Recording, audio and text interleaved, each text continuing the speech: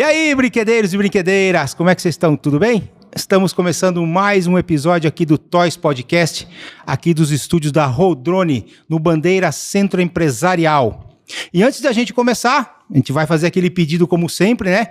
Inscreva-se no nosso canal, youtube.com/toyspodcast, e também segue a gente lá nas redes sociais, Instagram, Facebook, TikTok, Spotify, ou é Toys Podcast Oficial, ou é só Toys Podcast, sabe? Mas dê um Toys Podcast lá, já tá aparecendo legal lá pra gente poder conseguir mais seguidores e poder estar divulgando todo esse conteúdo que a gente produz aqui toda semana para vocês aí do mercado de brinquedo. E antes da gente dar continuidade aqui, agradecer também a Masfar, Realidade Aumentada, a Orion Sites, que está desenvolvendo o nosso novo site, vai ficar muito legal, vai ser um portal de notícias lá, o negócio está sendo desenvolvido pelo pessoal da Orion, e também a We Love Create, que produz as canecas aqui, que a gente usa no podcast, nossos parceiros. E também deixar agora um recadinho do nosso parceiro comercial.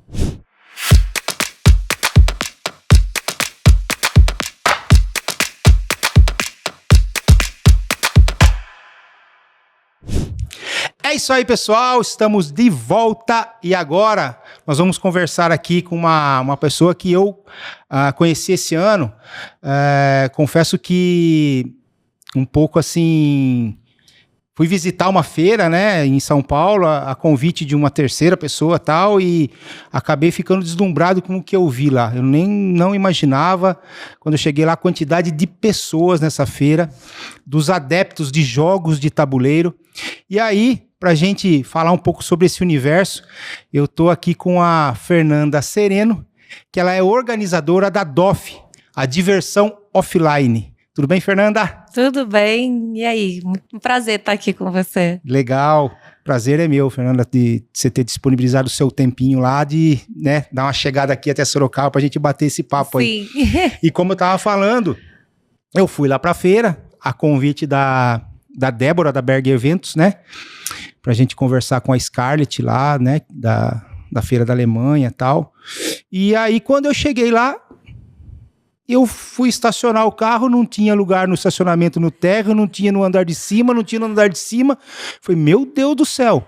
E tanta gente assim. E a hora que eu cheguei ali, que eu fui entrar, mas tinha um mar de gente jogando e brincando, e ali sentado, todo mundo bem focado nos jogos, né? E é jogo de tudo quanto é tipo um dali. Eu não imaginava que tinha tanto... Você chegou, já tinha começado? Já tinha começado. As pessoas já tinham entrado? Já tinha entrado. Então você perdeu o fervo da entrada. É mesmo. Eu imagino as filas. Toda aquela gente que você viu ali dentro acumula na entrada, porque chega todo mundo ao mesmo tempo. Entendi. Não vão chegando aos poucos. E aí, assim, toda aquela gente que tava ali sentada jogando fica parada na porta, e quando entra é um mar de gente, assim, entrando. É bonito de se ver. É, né? Depois eu vi através dos posts, né? Dos vídeos. Dos vídeos e tal. Aí eu vi, então assim... Mas como que começou? Como é que começou essa feira? Conta um pouquinho pra gente do início de tudo isso. Cara, então, ideia de maluco, né? Claro. Nós éramos, na verdade, 4 sócios no início. E 2 deles são os idealizadores. Alan e Alexandre, são 2 irmãos. Coincidências da vida, tinha uma relação familiar com um deles. Era casado com uma prima e tal. E numa festa de família, ele veio me contar que ele e o irmão haviam tido uma ideia de uma feira e tinham chamado mais um amigo para investir nessa feira. E a ideia era uma feira de jogos de tabuleiro e RPG, porque um gostava muito de jogos de tabuleiro, o outro de RPG. Uhum. E desde crianças, adolescentes iam a essas feiras multitemáticas, feiras geek para jogar, mas sempre o espaço de jogo de mesa era uma mesinha tímida num cantinho, meio quente, meio com barulho, com música, enfim. Era legal, mas não era aquela coisa ideal. E eles foram crescendo, começaram a trabalhar e ficavam pensando, poxa, não é possível, tinha que ter um evento só disso. tinha que ter um evento só disso, até que um dia eles falaram assim, por que a gente não faz? E aí me contaram essa ideia nessa festa, eu falei assim, bacana, parabéns, gostei da ideia. E aí eles falaram, tá, mas assim, a gente tem a ideia, a gente tem um lugar que a gente já viu, mas a gente não sabe o que fazer, porque a gente nunca trabalhou com um evento. E eu já trabalhava com isso há quase 10 anos na época, hoje já há 20. Aí eu, faz assim, faz assado, chama uma assessoria de imprensa e tal, não sei o quê. E eu fui dando várias ideias. Aí, muito obrigada, legal, acabou a festa, todo mundo pra casa. E aí, esse que conversou comigo falou, cara, você não quer fazer um freela pra gente? Na época eu trabalhava no mercado de moda, nada a ver. Não jogava. Tá. Minha experiência com o jogo tinha ficado ali na infância, quando joguei Banco Imobiliário, Detetive e Jogo da Vida. E a dedanha, jogos clássicos. A dedanha de papel que aqui chama Stop, né? Stop é... Essa era toda a minha vasta experiência com o jogo de tabuleiro. Aí, pô, você não quer fazer um freela pra gente de produção? Tá, produção é produção. Produção de evento, qualquer um é igual. Sim. Exceto pelo público e o objetivo da coisa, mas a produção é igual. Beleza, tá bom, vou lá. E assim aconteceu. A primeira edição em 2015, no Centro de Convenções Sul América, lá no Rio de Janeiro. Foi de um dia só. E aí já foi um sucesso. Deu tudo certo, assim, claro. Na época foram quase 700 Isso pessoas. foi que ano? 2015. 2015, tá. 2015, a gente tinha um espaço pequeno no Sul América, chamamos... Na época a gente deve ter tido uns 12 expositores, talvez 14 no máximo, entre lojas e editoras. Mas vocês tinham noção do universo, do número de jogadores? Era tudo pelo conhecimento próprio, deles dois, principalmente. Tanto que quando eu aceitei o freela, aí um deles falou pra mim, não, mas você sabe do que a gente tá falando?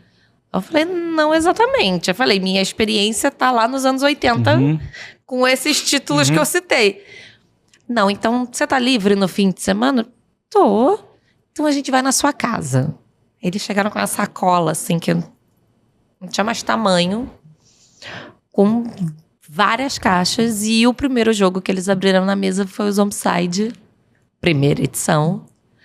E dali pra frente o resto é história. Tenho uma prateleira da minha casa só de Zombicide. Então... Aí que você se apaixonou mesmo por aí jogos. Eu fui entender que assim, tipo, nossa, vai muito além disso que a gente conheceu na infância. E é, nossa, tão divertido quanto ou muito mais até.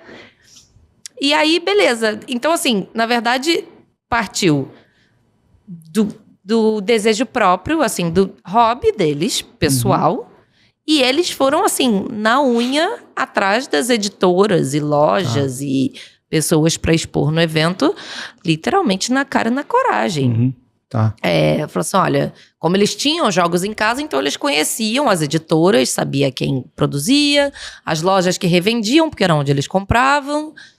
E aí eles foram lá, convidando as pessoas, assim, na cara dura mesmo. Em paralelo a isso, eu fui fazer um imenso trabalho de casa. Peguei tudo que tinha na internet para literalmente ler e estudar sobre. Mapeei os canais de YouTube e podcasts da época e fiz a mesma coisa. Fui mandando mensagem um para um. Olha, existe esse evento que vai ter a primeira edição esse ano. Queria te convidar para você cobrir e tal. Fui assim, foi trabalhinho de formiguinha. E nisso a gente juntou 700 pessoas na primeira edição. Que eu acabei te cortando, você falou que foram 12 expositores mais ou menos, cerca né? De umas no Rio de Janeiro. 12 marcas no Rio de Janeiro. Tá.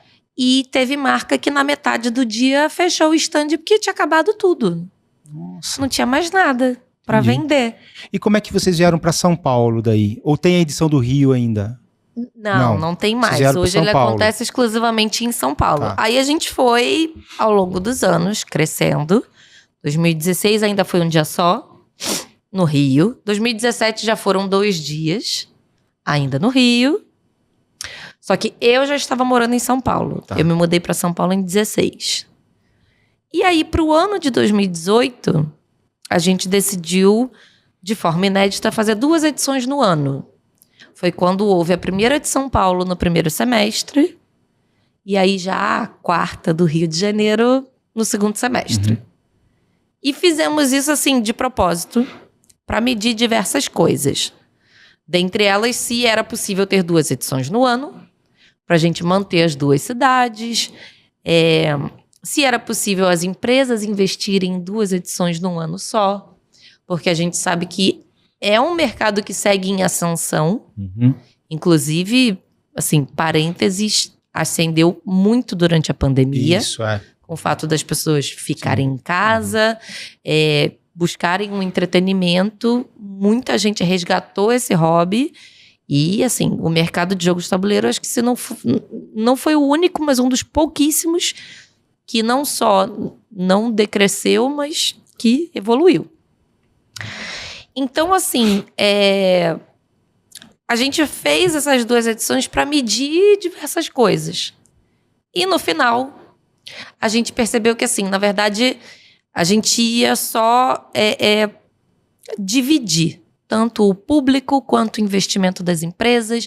Aí já teve empresa que, se ano que vem vocês fizerem de novo nas 2 cidades, eu prefiro... Vai optar por uma cidade em vez da outra. Aí a gente já... como é que a gente vai crescer o evento se tal marca, de repente, preferir estar só numa edição? Aí já vai ser menos uma na outra. E aí, bom, uma decisão nada fácil. Mas em 2019 a gente decidiu que ia permanecer só em São Paulo. Aí, daí pra frente, graças a Deus, o evento continua só crescendo.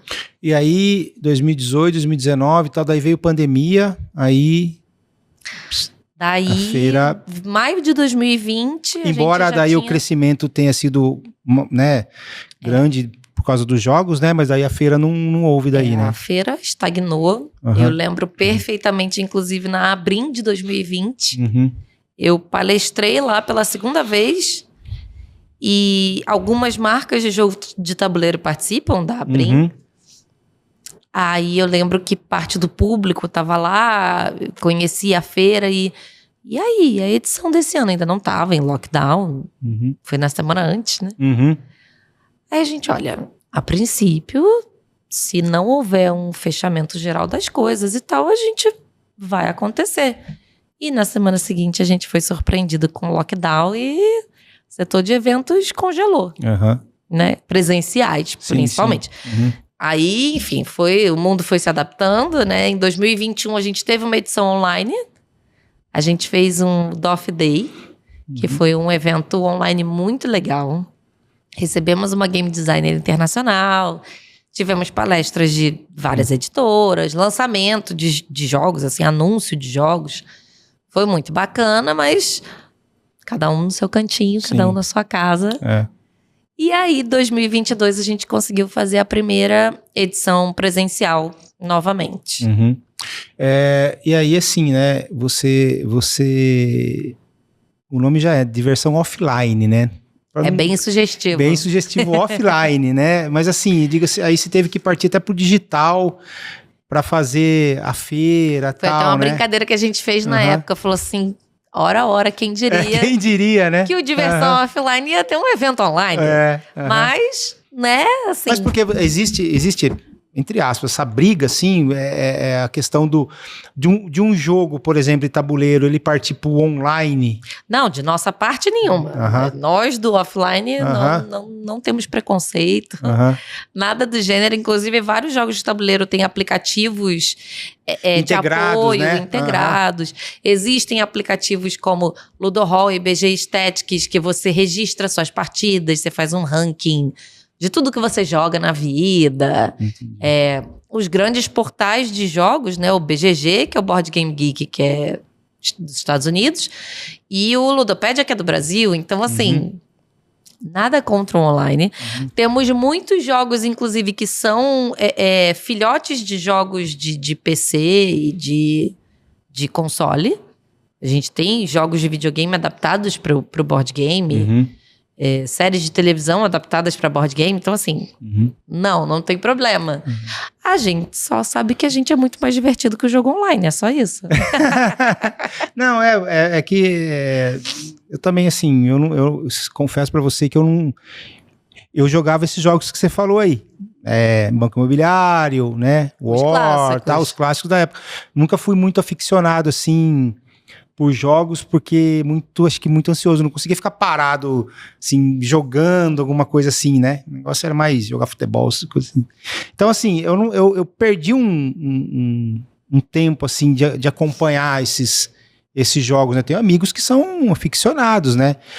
Até hoje eu não consigo entender RPG, essas coisas assim, eu não... Mas rolou um gap no mercado. Rolou um corte seco, assim. Ali nos anos 80, início dos anos 90, o boom do RPG, né? O nascimento do D&D, final dos anos 70 e tal, mas não tinha traduzido, então aquela coisa de... deixa eu tirar uma xerox do seu livro, aí um outro amigo traduzia, e aí, enfim, existia lá os materiais meio paralelos. Aí começaram algumas editoras, a Abrim, por exemplo, editora Abril. Abrim é a feira de brinquedos. Editora Abril teve um trabalho grande ali na primeira metade dos anos 90, lançando quadrinhos, materiais, o próprio GURPS, que é um sistema nacional, alternativo e tal. Então, assim, houve um corte seco, assim, no mercado, ali depois da segunda metade dos anos 90 até quase a segunda década ali dos anos 2000, que foi quando o negócio deu uma reacendida. Que aí veio... E a gente aqui no Brasil existe um marco que é de onde começa-se a contar muitas coisas no mercado de jogos de tabuleiro, principalmente, que eu acho que o RPG ficou ali meio... Não sei, ficou um pouco ali de lado e aí começou a florescer depois. Mas foi quando a Galápagos trouxe o Zombicide a primeira vez em 2013. E aí o negócio deslanchou. Tanto que se você consultar no próprio Ludopédia, você vê o índice de lançamentos de jogos no Brasil, que vai assim, progressão geométrica. Entendi. De 2013 pra frente é bizarro. 2013 você vê 20 lançamentos e agora esse ano, só até abril, se eu não me engano, já tinha 800. Nossa! 700 e pouco, uma coisa assim. Por aí. E qual que é o tamanho desse mercado de jogos no Brasil? Você tem ideia, assim? Qual é a posição nossa? Qual é o maior lugar que tem jogos? Vamos começar aí. Qual que é no mundo, Estado? assim? No país. mundo, Alemanha. Mundo. Alemanha. Tá, Alemanha. De jogos de tabuleiro. A tradição é imbatível. Você conheceu, inclusive, a Verena, né? Lá na Abrim. Que é da Spielwarenmesse, a feira de brinquedos alemã. Então, assim, que é quase centenária, se eu não me engano, né? E é um negócio absurdo. Absurdo. Eu lembro que justamente na apresentação da Verena na Abrim... São 75 anos, mais ou menos, de feira. São mais de 70, com certeza. 2019 foi 70 anos, se não me engano. Então, assim, eu lembro que na apresentação dela na Abrim, inclusive, ela mostrou um gráfico que eu fiquei muito chocada. Que no mercado de brinquedos geral da Alemanha, o jogo de tabuleiro é 68%. Tipo, o jogo de tabuleiro dentro de todo o mercado de brinquedos. Então, assim, é uma fatia absurda. A cultura de jogo de tabuleiro lá fora não dá pra competir. É meio difícil. Mas aqui, de novo, houve uma força nos anos 80, né? Graças à Estrela e marcas como ela, que a gente... O Grow, que a gente jamais pode deixar de citar. Sim, sim. Que elas popularizaram esse tipo de hobby aqui. Mas aí, lá para 2005 a 2010, começaram a nascer as editoras que hoje a gente conhece. Como a Galápagos, a Jambô Editora, New Order... Buró Brasil, que era a antiga Redbox, que era forte em RPG, hoje tem as duas coisas. Conclave, enfim, diversas empresas que hoje estão no Diversão Offline, por exemplo.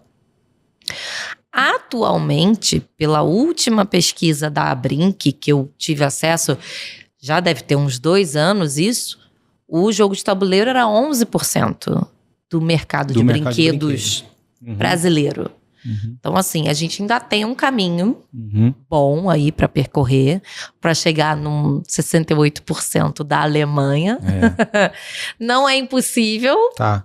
Eu acredito nisso e eu acho que isso é notório com o desenvolvimento do próprio Diversão Offline, assim, a evolução da própria feira. E aí, por exemplo, tem assim, a Alemanha, quais são os segundos, terceiros países que você sabe mais ou menos assim? Estados Unidos? Eu sei que a Alemanha é seguido de Estados Unidos, sem dúvida. Tá, nós estamos o quê, mais ou menos, será? Difícil gente tá ali do 5º lugar para baixo, talvez. Mas com muito potencial para crescer. Com muito potencial, com certeza. Mas, por exemplo, assim, o que eu vi lá na feira, né? Eu olhava aquelas prateleiras lá, assim, né? Das estandes, assim. Não é possível, cara. Nunca vi tanto jogo, tanto nome, tanto... Volto a falar, não tinha a mínima ideia da quantidade de jogos, assim, que existiam. Que eu falava, meu Deus, né? Porque, que eu falei, a gente entende mais... Entende assim, conhece mais os jogos mais tradicionais e tal, né? E eu acho que até eu via os jogos assim, mais infantis, vamos dizer assim, mais uma coisa assim, mais juvenil e tal. Ali não, ali são coisas mais adultas, né? Jogos mais de estratégias, umas coisas assim que puxa mais pro adulto do que propriamente pra criança, né? A grande maioria dos jogos são 14+, de idade. Então, você vê que realmente já é para adolescente e adulto. Então, hoje, inclusive, é um desafio que a gente tem, é o desafio contrário. É a gente ter produtos, né, jogos de tabuleiro e até mesmo RPGs adaptados para menos de 10 anos, para crianças. Então, assim, hoje são poucas marcas que tem esse tipo de produto. A Doleta Jogos é uma, que é uma editora recente, acho que tem 2 anos de vida, ou 3. E que faz produtos para 6, 8 anos, até 10. A própria Grow segue tendo produtos nesse nicho. A Estrela agora faz cerca de 1 ano e meio, também 2. Começou a lançar... a Estrela segue com jogos para criança, mas ela fez o caminho contrário, né? Então, como ela é forte para crianças, com os jogos mais tradicionais, ela, na verdade, agora lançou uma linha premium, que é de jogos 14+. Para ela entrar na fatia do mercado que ela ainda não estava. E já as outras do nicho que a gente fala, né? Do hobby... Estão tentando fazer o caminho inverso. Mas é importante, esses jogos, é importante você ter esse pessoal que fazem esses jogos 14+, inserir num público abaixo, porque ele vai educando, né, o público para depois... Como é que a gente vai criar? Eu sempre comento isso com eles. São os jogos de entrada, né, para a criança ir se acostumando com jogos, né? Se a gente não alimentar o nosso próprio mercado, quem vai?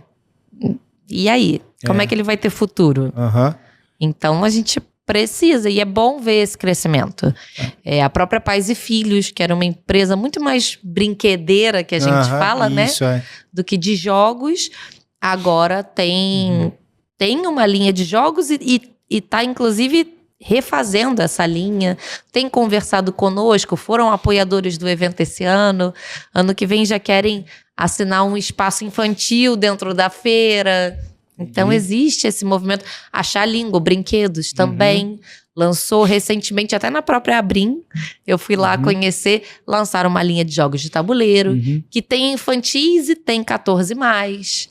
Então, assim, a gente vê o movimento duplo, né?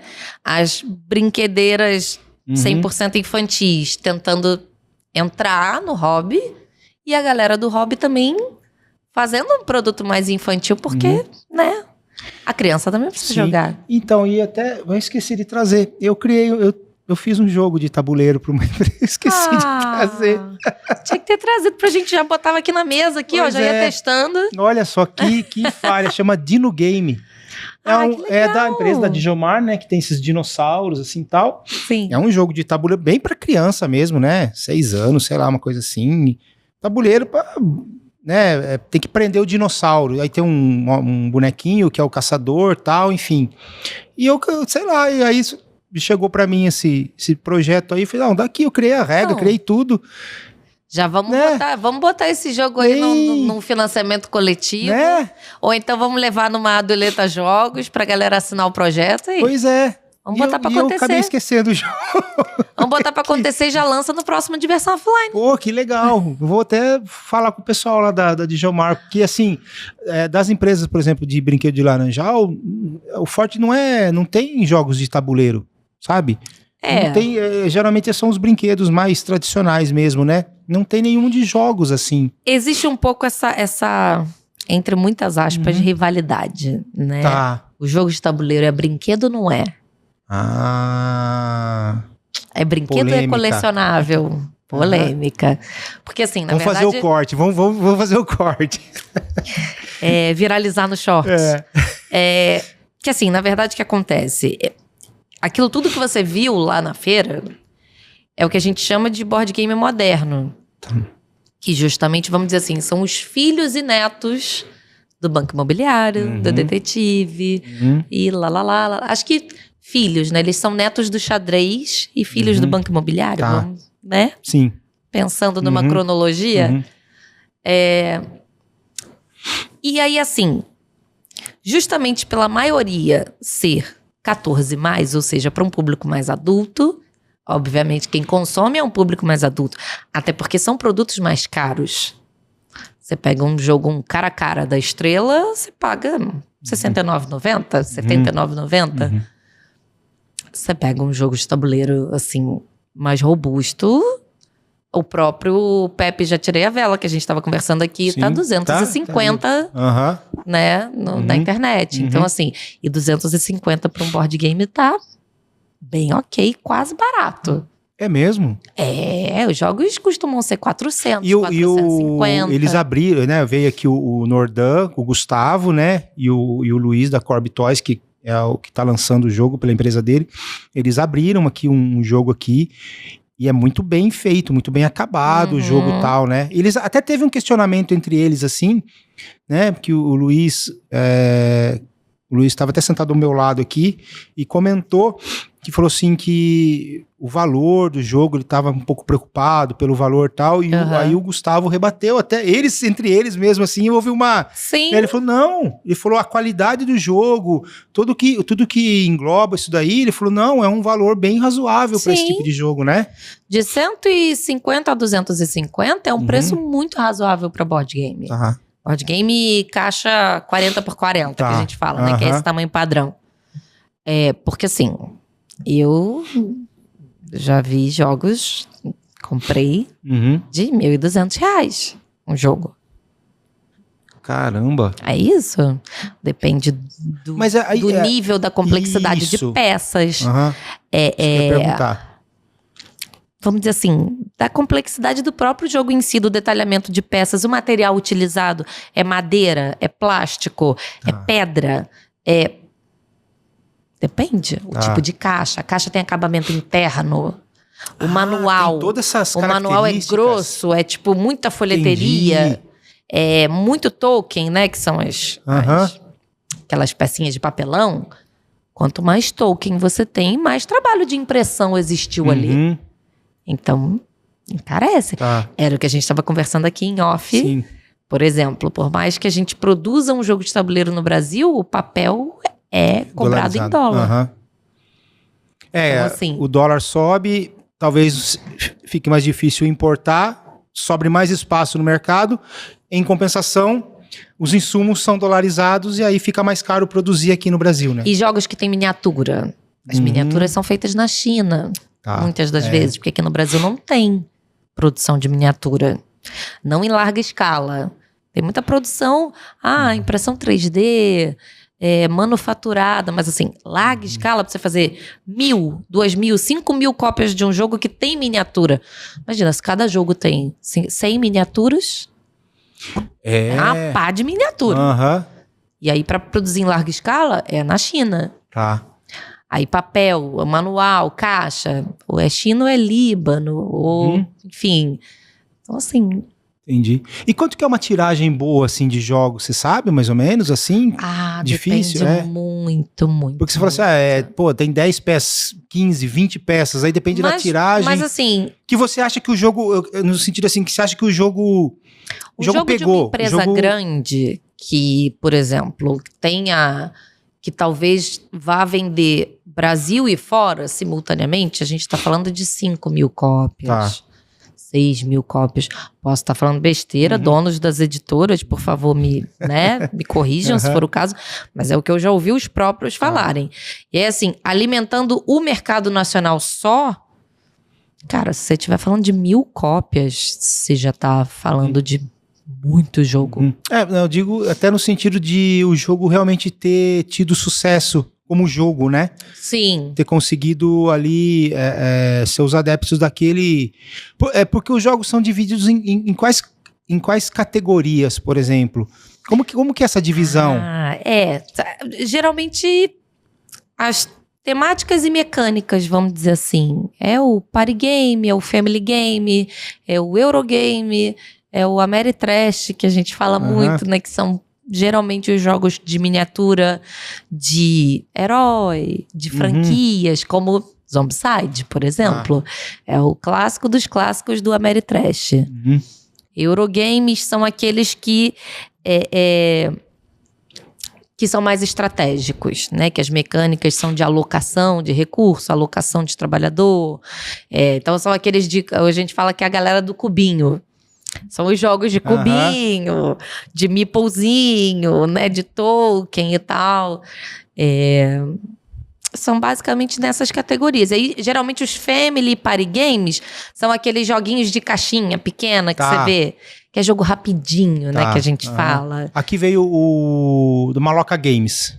Maloca faz muito party. O Renan. Family, né? Nem todos são com uma temática... tão levinha, vamos dizer, mas todos são jogos rápidos e de embalagens práticas, é isso, entendeu? Então vai muito pelo tamanho, o tipo e a complexidade, né? Entendi. É porque ali eu vi, acho que as editoras, né, os stands, aí eles tinham mesas e mesas de todos eles de jogos, têm. Né? E aí eu passava assim, eu via as pessoas... né, sentadas ali, e ali acho que era o mundo delas, né? Nada importava o que estava acontecendo ao redor ali. É isso que eu fiquei assim, percebendo. Você pegava ali 5, 6 pessoas ali sentadas em volta do tabuleiro. Que não necessariamente se conhecem, tá? Que muitas vezes podem ter se conhecido ali naquele momento. Que vamos supor, é um jogo para 6 pessoas. Chegam 3 casais. Senta aí, galera, vamos fazer a mesa. Entendi. Vamos compor a mesa. E aí, ali, as pessoas se conhecem ali, naquela hora. E é isso. Caramba, que legal. A gente recebeu um feedback muito interessante esse ano de um parceiro. Que ele falando assim... Aí ele falou até pra menina que trabalha comigo. Falou, nossa, é uma editora de livros, na verdade. Que, enfim, faz Bienal, Abrim... Todas essas feiras grandes... Aí a menina falou assim, olha, eu tenho uns 20 anos que eu trabalho nessa empresa e trabalho em feiras. Eu nunca vi uma feira que as pessoas fossem tão felizes. Isso. Aí a minha menina ficou assim, mas como assim? Ela não, porque o público sai todo mundo carregando 1000 sacolas com um sorriso de orelha a orelha. A gente, inclusive, bota guarda-volumes no evento para que as pessoas possam guardar as malas que elas levam para levar jogo para casa. Entendi. É tipo um negócio bizarro. Aí ela falou assim, não. Aí o público sai feliz da vida. E a galera que trabalha na feira, e ela comentou isso no domingo, mas se referindo ao final do sábado. O pessoal tinha ficado 12 horas trabalhando, sem parar um minuto... E a galera fechava o stand e saía toda feliz. E aí, vamos beber aonde? Vamos jogar o quê? Ela, como assim vamos jogar o quê? O cara falou de jogo o dia inteiro. E ele vai sair pra jogar. Aí ela tava assim, tipo, eu nunca vi isso em 20 anos de evento. Uhum. E é verdade. Eu acho mas que foi o que eu vi. é isso. Você definiu bem. Eu vi as pessoas ali, tinha os cosplay, né?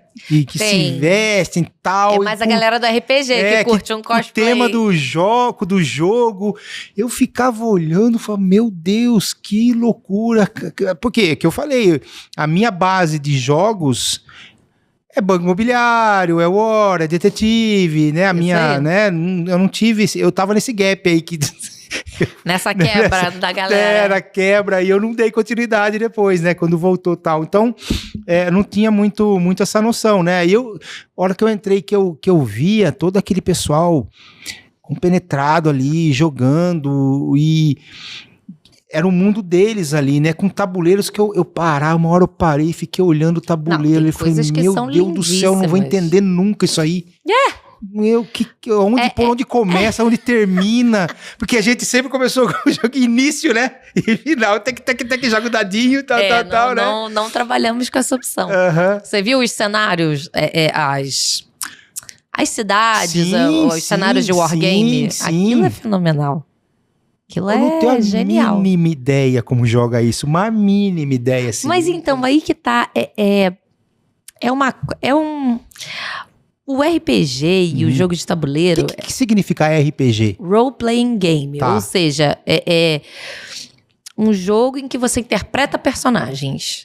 É um jogo narrativo. Então, existe o livro base, que é onde conta aonde aquela história se passa e o que ela é, né? Em que universo ela se passa.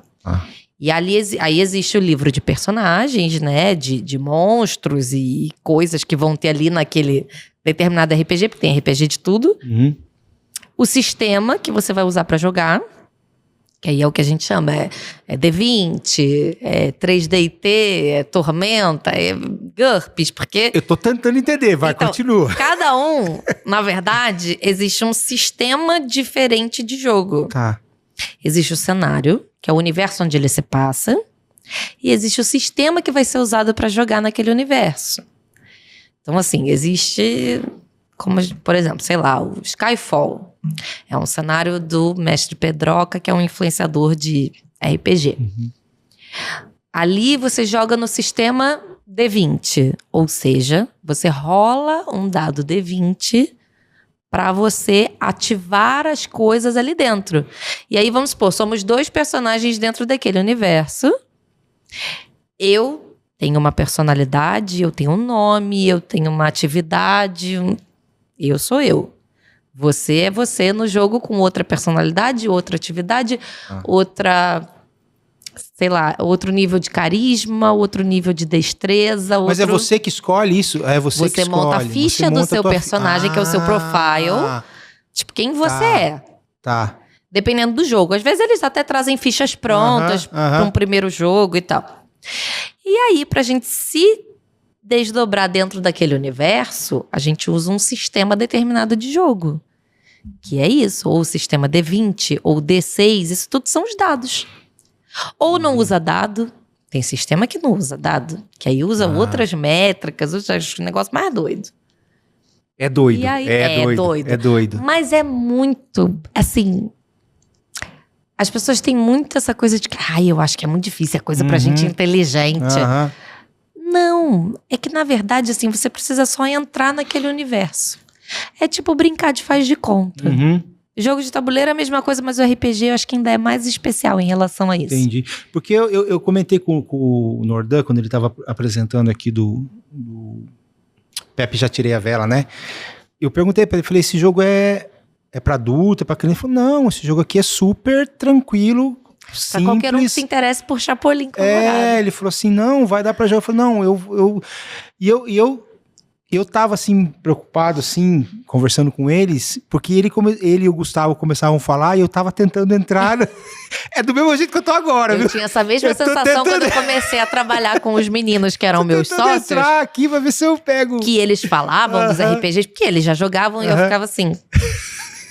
Fingindo que tá entendendo tudo. Não, na primeira feira... Sou eu. Eu não falava com ninguém. Eu só balançava a cabeça. que eu tinha pavor de falar uma besteira. Então, assim, e eu não... Ainda hoje falo muitas besteiras, sigo na dúvida se GURPS é um sistema nacional ou não, tô com isso aqui na minha cabeça, mas não me lembro, tá? Depois a gente tira essa dúvida. Mas assim, ainda hoje eu me atrapalho, mas pelo menos hoje eu já jogo, já conheço algumas coisas. Mas, na verdade, é um grande faz de conta, é você brincar. Porque a gente perde um pouco isso, né? A gente vai crescendo, a gente perde a capacidade de brincar. E Exatamente. quando você senta pra jogar, só precisa entrar naquele universo.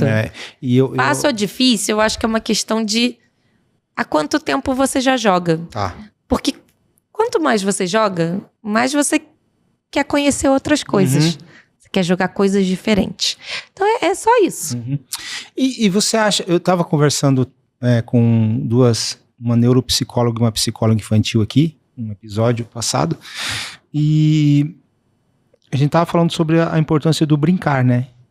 E eu penso que os jogos, ele tem uma parcela muito grande no aprendizado de uma criança, que ali ensina ela a ganhar, a perder, a tomar decisões, conforme, né? Porque você joga um dado, você tem que tomar uma decisão, o que você vai fazer, o que você não vai, né? Você acha que isso se perdeu?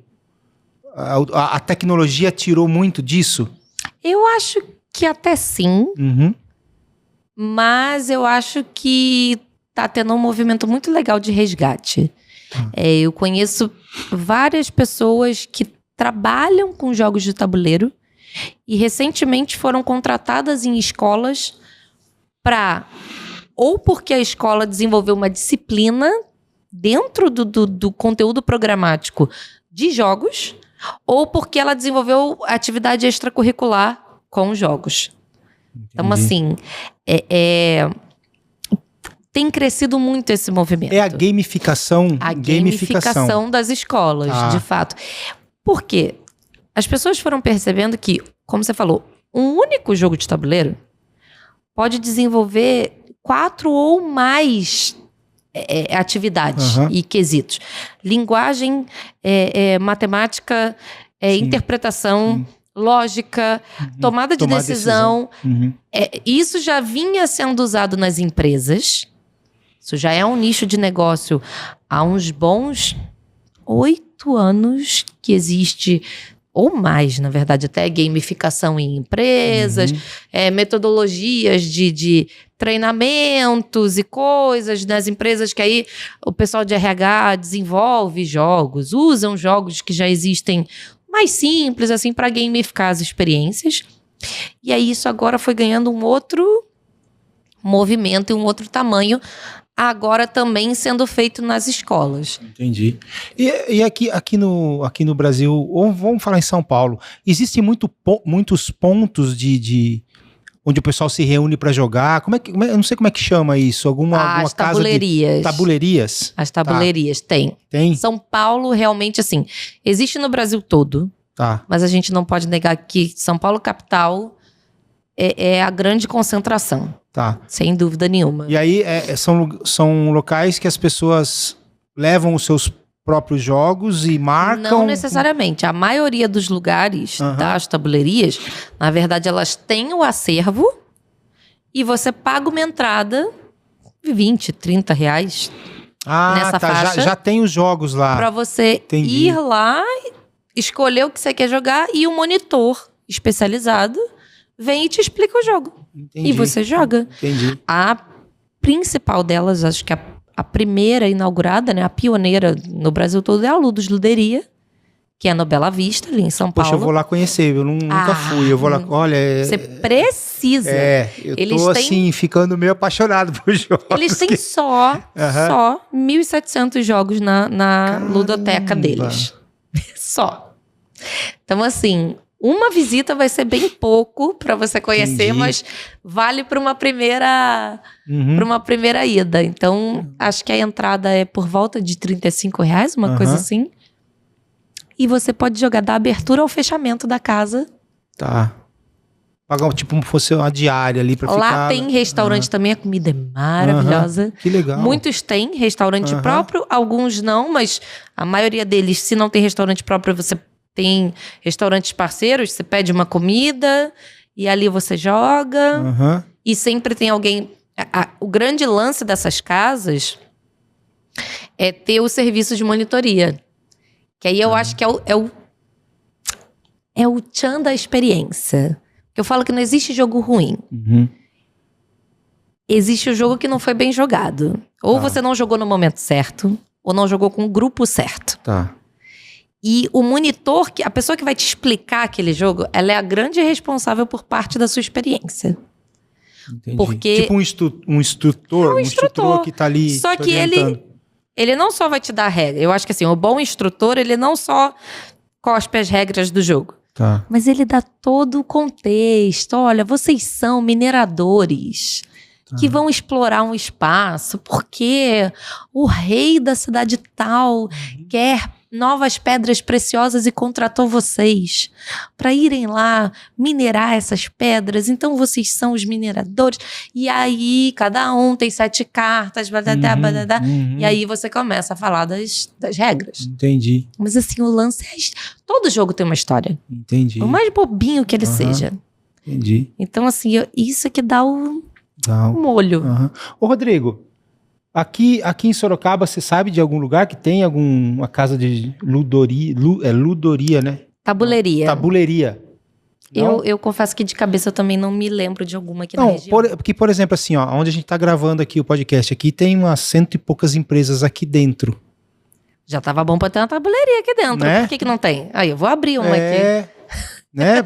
Porque aqui é um trazer lugar... uma franquia da Ludus pra cá, hein, Poxa, Luci? aqui. Vamos trazer uma franquia. Que legal, porque aqui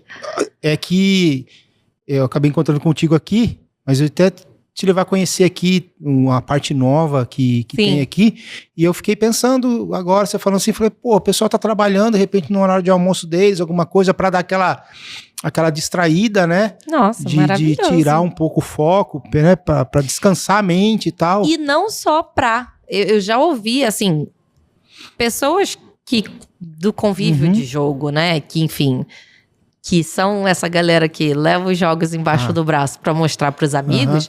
Eu já ouvi histórias de, pô, levei um jogo tal pro meu trabalho e a gente, no intervalo, chamei a galera pra jogar e tive um insight pra resolver um problema do trabalho. Você sai do foco. Porque você sai, mas às vezes, numa grande coincidência da vida, aquilo ali tem alguma relação com o que você faz, com o que você estava falando antes.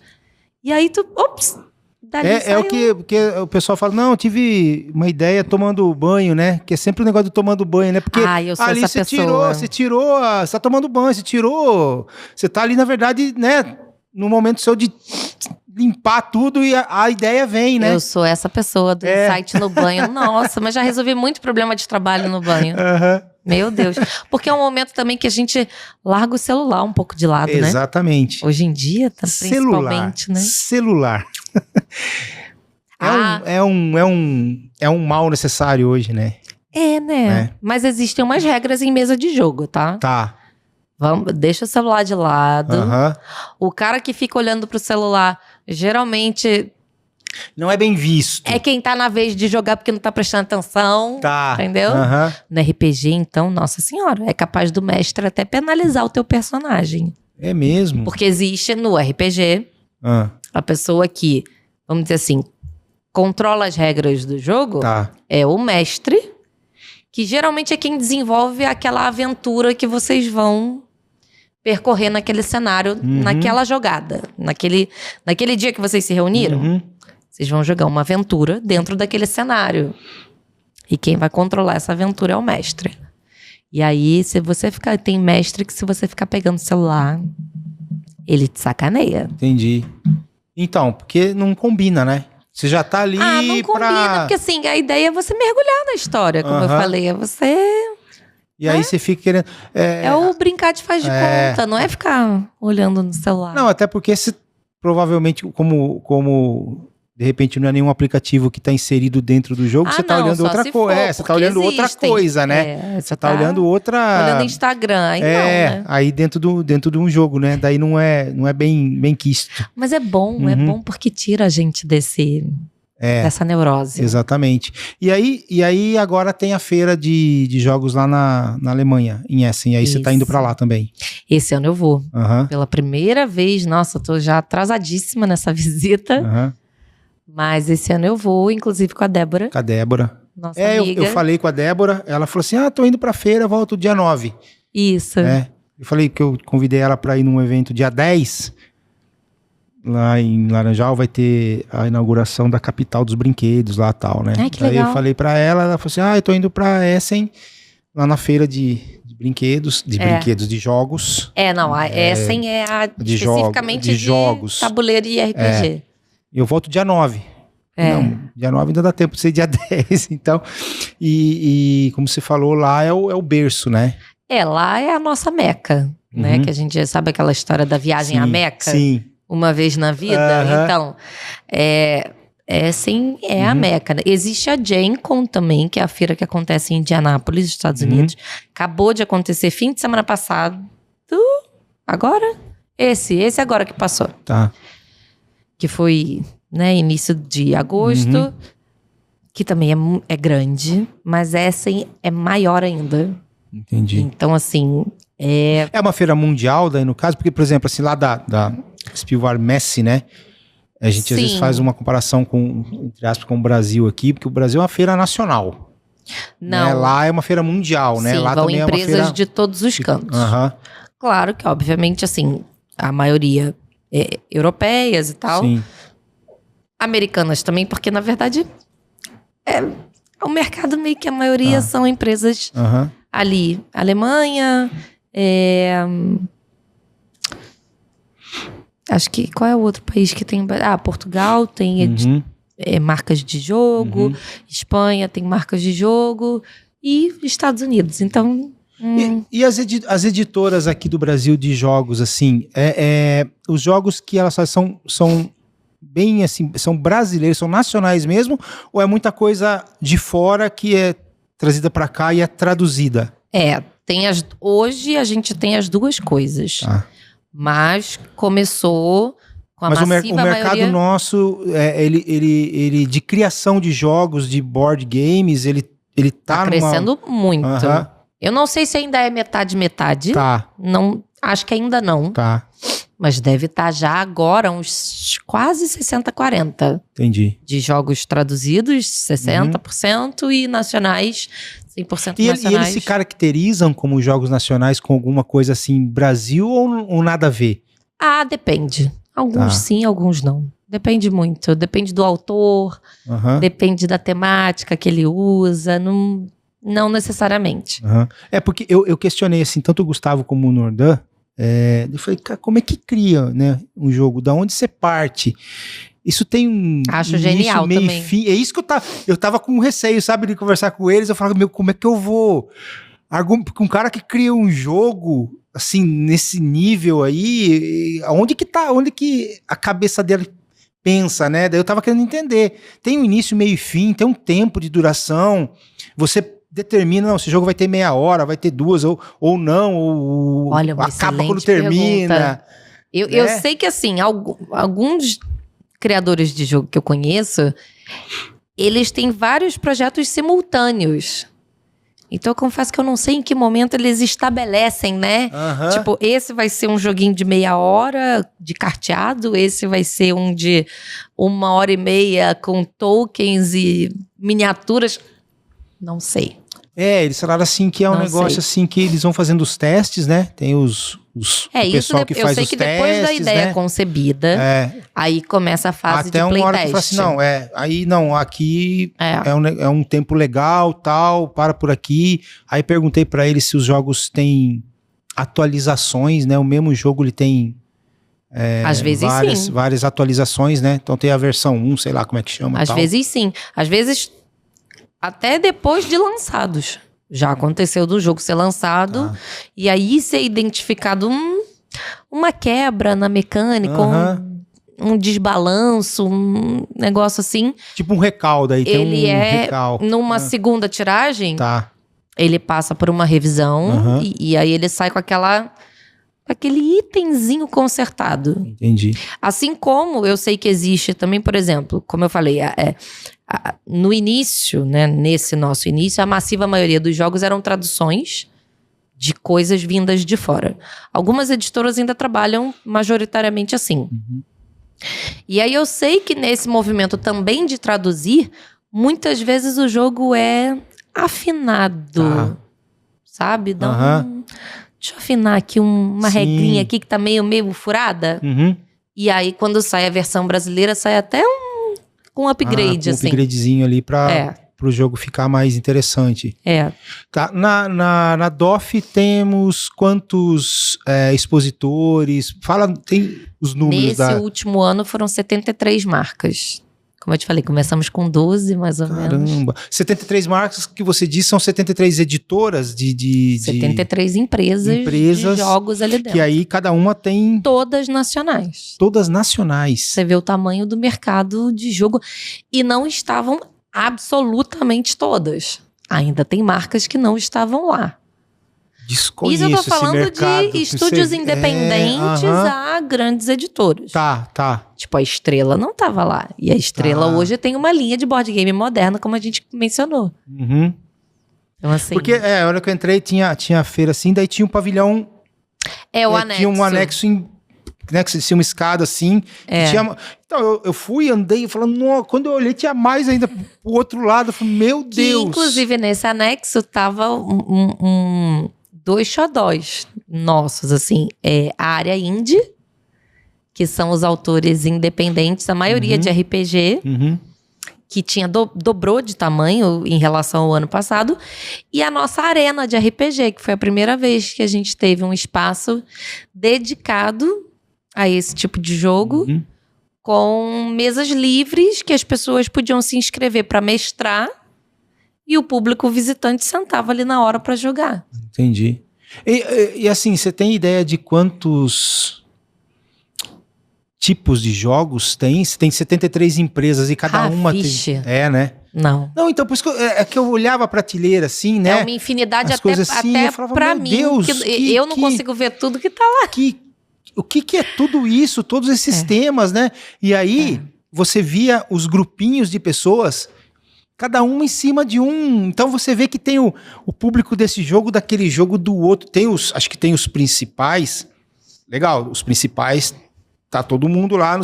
Mas todos os jogos tinha pessoas assim, né? Você via um grupinho de pessoas em cima daquele... Tudo. Então tem um mercado para todo mundo, né? Tudo. Por isso até da pergunta minha, quantas tiragens, por exemplo, precisa ter para tipo assim, o jogo, né? Que você falou 1000 e tal. Porque aí você pensa... Parece uma tiragem baixa, se você pensar naquele tanto de gente ali. Só que pensa que uma pessoa compra jogo de várias editoras, né? Sim. Então, assim, na verdade, cara, só a Galápagos Jogos, que é uma das maiores do mercado, agora, dia 17 de agosto, eles vão fazer um evento de lançamentos. Todas elas costumam fazer. E aí eu tava vendo até um stories da marca dizendo que só nesse evento eles devem anunciar cerca de 70 títulos. Caramba! 70 ou 80. Só deles. Que chegam no mercado ao longo do ano que vem, final desse ano, né? Entendi. Vai um de cada vez. Mas assim, é uma quantidade absurda. Você vai numa feira de brinquedo, faz em 30 lançamentos, 20 lançamentos e às vezes não é nem assim um lançamento por ano. Né? Não é nem o lançamento, às vezes é assim.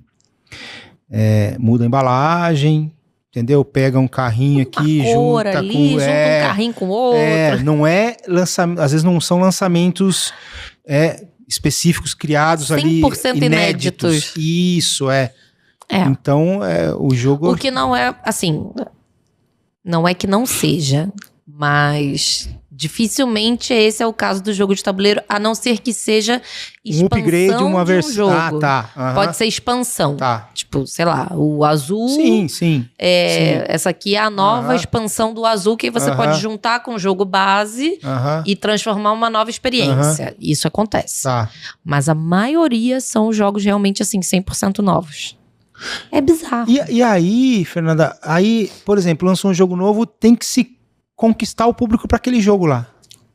Ou ele já é de uma família de jogos que pessoas já falam, não, você quer essa característica, eu também vou jogar esse. Não, a não ser que seja uma expansão, ele já tem um público que já conhece. Mas um 100% novo é o que a gente chama de criar o hype. Tá. Que é gerar o desejo na comunidade de jogar aquilo. Entendi. E possivelmente comprar aquilo. Tá. Então aí é o movimento do evento de anúncio dos lançamentos, aí você manda para os influenciadores, aí tem as feiras, tanto o DOF quanto a própria feira de Essen, a Gen Con, que aconteceu agora. Existem em todas elas os lançamentos que vão ser vistos a primeira vez na feira. E aí tem as premiações. E aí você fala, esse jogo ganhou o prêmio na feira de Essen. Tá. Então esse jogo é maneiro. Do Family, do Experts, né? Que são os jogos mais pesados. Do Party, do jogo para 2 pessoas. Então, você vai ali naquelas categorias, a galera fica de olho, aí a premiação e o burburinho do evento cria o hype, aí a pessoa já quer conhecer, aí ela quer descobrir. No nosso caso, vamos pensar Brasil. O jogo ganhou o prêmio na Alemanha. Aí a comunidade já fica, quem será a editora que vai trazer esse jogo pro Brasil ano que vem? Aí começa o zoom, zoom, zoom. Aí a editora que foi lá e assinou o contrato do licenciamento anuncia na rede social que sabe o jogo tal que ganhou o prêmio? Ano que vem vai estar com a gente lá no DOF. Entendi. E aí começa Entendi. Aí eles, hoje em dia, por exemplo, eles têm feito um trabalho maior de mandar para os influenciadores fazerem review e também de visitar os eventos mensais que existem, os encontros mensais, e levar um protótipo desse jogo, levar uma caixinha que trouxe lá da feira internacional pra galera jogar, pra galera sentir o jogo. Entendi. E aí a gente vai criando o desejo. Cara, olha... Entendeu? Eu tô assim, o assunto me interessa, assim, sabe? É muito bom. Não, modéstia à parte é muito bom. Não é questão do jogo. Eu falei assim, eu não sei, eu lembro dos jogos e só de ler de manual, eu já... Tanto que eu peguei do Pepe aí, eu falei pro Nora, eu falei, cara, é muito legal isso aqui, porque o manual parece um gibi, parece um negócio em todo... a gente pegar aqueles manual, parece bula de remédio, sabe? Aí é chato de você ler, né? Eu não sou a pessoa do manual. As instruções, então... né? Esses daí não, ele é todo ilustrado e tal, então você acaba... Então assim, talvez não sei, mas assim, o assunto... o como se faz, sabe? A loucura do negócio, isso tá me... Eu tô gostando do... Ou se existe a outra legal. forma também de produzir um jogo, que são os financiamentos coletivos. Tá. Já é uma tradição grande dos Estados Unidos, principalmente pela Kickstarter. Tá. Que as empresas fazem muito. E aqui no Brasil, uma das maiores é o Catarse. Que é uma editora pequena, ou até um estúdio independente, pode ser, cria um financiamento ali, cria um material audiovisual sobre aquilo e começa também o trabalho de divulgação com os influenciadores, nos eventos, nos encontros, e aí vai... Porque assim, é uma comunidade não absurdamente grande, então meio que acaba que alguém conhece alguém que conhece alguém que conhece alguém, e assim você vai também divulgando aquele financiamento e instigando as pessoas a apoiarem seu projeto. Também funciona. Cara, muito Recentemente legal. a gente teve 2 projetos apoiados com sucesso. Um foi o Apex Board Game, trazido pela Capcat, que é um RPG online, é um jogo online que virou board game. E eles divulgaram o financiamento coletivo e foi muito bem sucedido. E o outro agora recente da Samba Studios, que é uma editora super nova. Teve sua estreia no Diversão Offline agora. E foi o primeiro financiamento coletivo deles e já emplacou. Já emplacou. Que é de um jogo chamado Dungeon Rummy. Então, assim, tem várias formas. Entendi.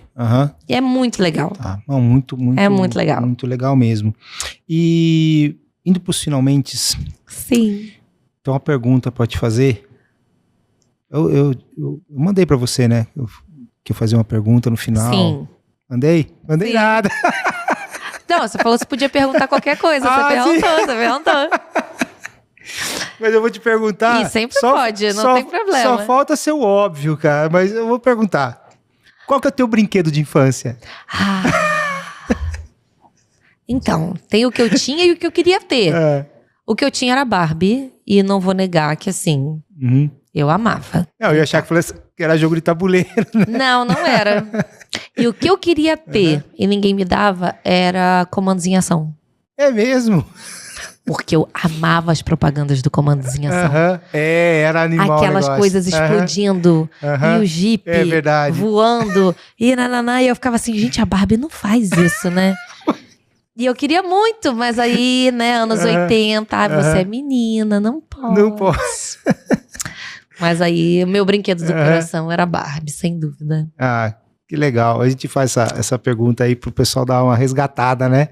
No tempo de infância. Às vezes a gente pega a pessoa e fala, nossa, nunca pensei, né, no que seria tal, e aí você acaba trazendo as memórias afetivas, né? Brincadeira favorita era a dedanha. Que é o stop. Né? Aqui stop. Vocês chamam de stop. Aqui é stop. Lá no Rio é a dedanha. Isso aí. Era uma caneta e uma folha sulfite, né? Nossa, uma folha de caderno ali. Tantas férias em família. Nossa, assim, era muita risada, né? Melhores memórias até hoje. Se junta minha família toda, a gente olha um pra cara do outro assim, vamos brincar de dedanha? E é maravilhoso. Cara, pra quem não sabe, stop... Você colocava lá cidade, cor... a gente faz de tudo. Tal, e fazia depois... Nome, ator, atriz, carro, cidade, flor, comida, cor... Aí escolhi uma letra...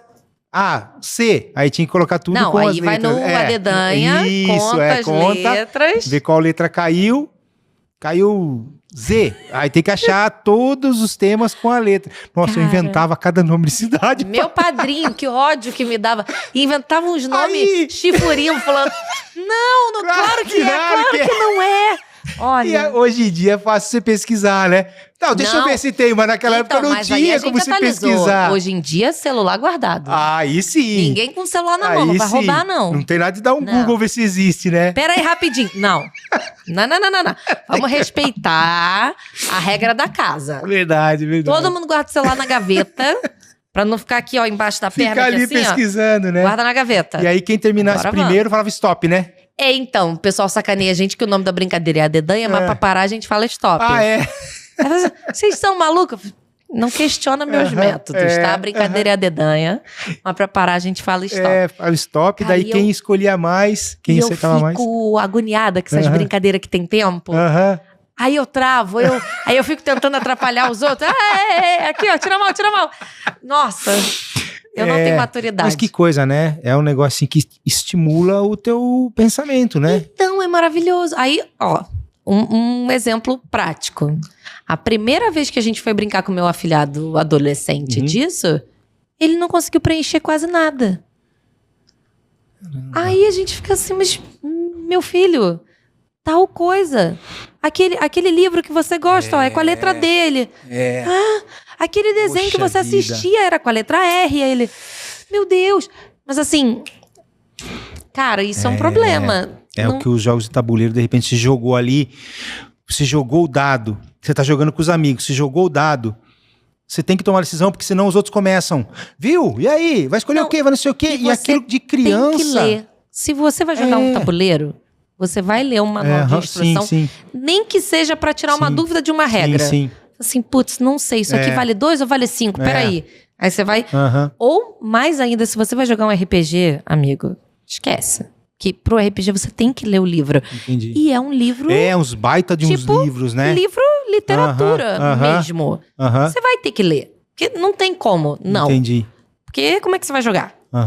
Então, assim, você vai ter que ler. Você vai aumentar seu repertório de palavras, de vocabulário, de... Não tem, entendeu? Então, assim, dá um refresh, dá um reset no cérebro, né? É bom. Então, dá um recado pro pessoal voltar a consumir jogos de tabuleiro mais ainda. Ah, por favor, né? Pelo amor de Deus. Olha, se você não conhece Diversão Offline, siga as nossas redes sociais, @Diversão Offline, no Instagram, o site também, diversãooffline.com.br. Ano que vem a nossa edição de 10 anos. Vou estar lá. Comemorativa. Essa vez eu vou estar lá vários dias ainda. Isso aí, por favor. Temos muitas novidades que vão ser anunciadas em breve nas redes, como um novo espaço, mais dias de evento e muitas coisas novas que a gente vai anunciar. Então, assim, fiquem ligados e, por favor, joguem. Assim, no nosso site tem lá o nome de todas as marcas que participam da feira. Então, assim, entre no ícone de cada uma delas. Visite o site, veja o tipo de jogo que te agrada, temática, funcionalidade, tempo de jogo, valor. Tem para todos os gostos. E é o que eu falei, não existe jogo ruim. Não existe. É impossível você dizer que assim, não tem nenhum jogo que te agrade. Ou você não jogou no momento certo, ou com a galera certa. Então, assim... Eu sou suspeita, pra mim é a melhor coisa que tem. Legal. E eu vou deixar todos os links que ela falou aqui, eu vou deixar aqui na descrição, passando aqui no vídeo, mas eu vou deixar aqui na descrição, né, do vídeo para o pessoal ir lá. Mais fácil ainda, só clica e acessa lá pra gente poder, porque realmente vocês vão se impressionar com esse mundo de board games, de jogos, de tabuleiro que eu vi lá e é um negócio assim absurdo. É um universo gigantesco. Eu mesma fico chocada e olha que eu vivo dentro dele. E olha que você tá inserida totalmente dentro, né? Sim. Legal. Fernanda, poxa, muito obrigado, viu? Você Imagina, é uma simpatia. Obrigada. Assim, eu gosto de agradecer muito porque a pessoa sai lá de São Paulo, vem pra cá, toma o tempo, e é o trânsito, tudo... né, pra gente poder ter um conteúdo aqui. Então, muito obrigado. E a gente tá também à disposição. Tudo que você for lançar e tudo que tiver, coloca a gente no mailing lá. Maravilha. Pra gente receber aqui. A gente vai também, dentro da nossa, do nosso conteúdo aqui, a gente vai divulgando. Maravilha. Se for preciso. Tá bom? Foi um prazer. Obrigado, Fernanda. Obrigada. Sucesso. E a gente vai terminando mais um episódio aqui do Toys Podcast, agradecendo aos nossos parceiros Masfar Realidade Aumentada, Orion Sites e o We Love Create. E a gente se vê no próximo episódio, se Deus quiser. Um abraço. E aí, Fernandinha? Legal? Adorei. Gostou? Adoro falar de jogo, né? Maravilhoso. Show.